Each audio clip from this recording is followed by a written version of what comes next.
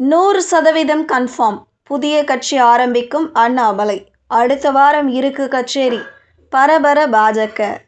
தமிழக பாஜக முன்னாள் மாநில தலைவர் அண்ணாமலை புதிய அரசியல் கட்சி தொடங்கும் யோசனையில் இருப்பதாக வெளியாகியுள்ள தகவல்கள் அரசியல் வட்டாரங்களில் பரபரப்பை ஏற்படுத்தியுள்ளன. அவரை கட்சியில் தக்க வைக்க பாஜக மேலிடம் பல்வேறு முயற்சிகளை மேற்கொண்டு வருவதாக கூறப்படும் நிலையில், அண்ணாமலை தனது அடுத்த கட்ட அரசியல் பயணம் குறித்து விரைவில் முக்கிய அறிவிப்பை வெளியிடலாம் என்ற தகவலும் பரவி வருகிறது. கடந்த சில மாதங்களாக அண்ணாமலையின் அரசியல் எதிர்காலம் குறித்து பல்வேறு ஊகங்கள் அரசியல் களத்தில் பேசப்பட்டு வருகின்றன. மாநில தலைவர் பொறுப்பில் இருந்து விலகிய பிறகு அவர் எடுக்கும் அரசியல் முடிவு என்னவாக இருக்கும் என்ற கேள்வி பாஜக தொண்டர்களிடம் எழுந்துள்ளது. தமிழக பாஜக வரலாற்றில் இளம் தலைமுறையினரிடம் அதிக கவனம் பெற்ற தலைவர்களில் ஒருவராக அண்ணாமலை பார்க்கப்படுகிறார். காவல்துறை அதிகாரியாக இருந்து அரசியலுக்கு வந்த அவர் குறுகிய காலத்திலேயே பாஜக மாநில தலைவராக உயர்ந்தார்.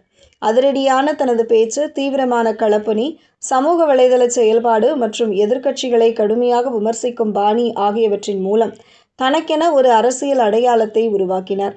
குறிப்பாக 2024 மக்களவைத் தேர்தலின் போது தனித்த அணியில் போட்டியிட்ட பாஜக இரட்டை இலையோ உதயசூரியனோ இல்லாமல் குறிப்பிடத்தக்க வாக்கு சதவிகிதத்தை பெற்றது. அந்த தேர்தலில் கிடைத்த வாக்குகள் அண்ணாமலையின் தனிப்பட்ட அரசியல் தாக்கத்தையும் வெளிப்படுத்தியதாக அவரது ஆதரவாளர்கள் தொடர்ந்து வலியுறுத்தி வருகின்றனர். ஆனால் அதன் பின்னர் கட்சிக்குள் பல்வேறு மாற்றங்கள் ஏற்பட்டன. மாநில தலைவர் பதவியில் இருந்து அண்ணாமலை மாற்றப்பட்டார். பின்னர் நடைபெற்ற சட்டப்பேரவை தேர்தலில் அதிமுகவுடன் கூட்டணி அமைத்தும் பாஜக எதிர்பார்த்த அளவுக்கு வெற்றியை பெற முடியவில்லை.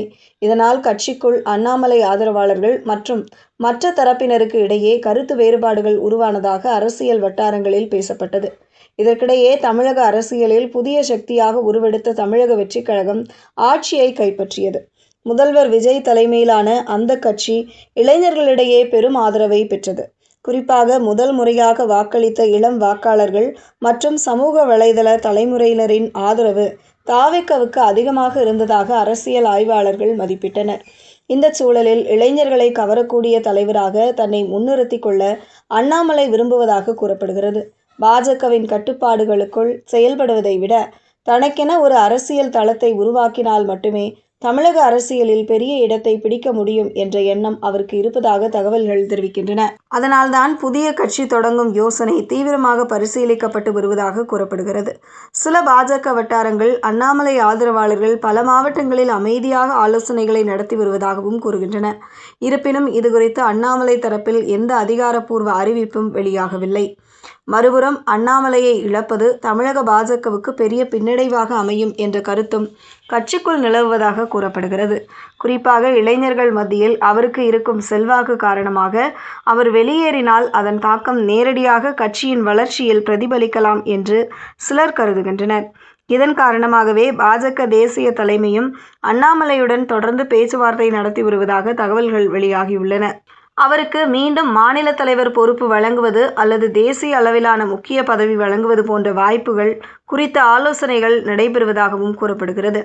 சில தகவல்களின்படி மத்திய அரசில் இணை அமைச்சர் பொறுப்பு வழங்கும் வாய்ப்பும் பரிசீலனையில் இருப்பதாக பேசப்படுகிறது. எனினும் இது பற்றியும் அதிகாரப்பூர்வ தகவல்கள் எதுவும் வெளியாகவில்லை.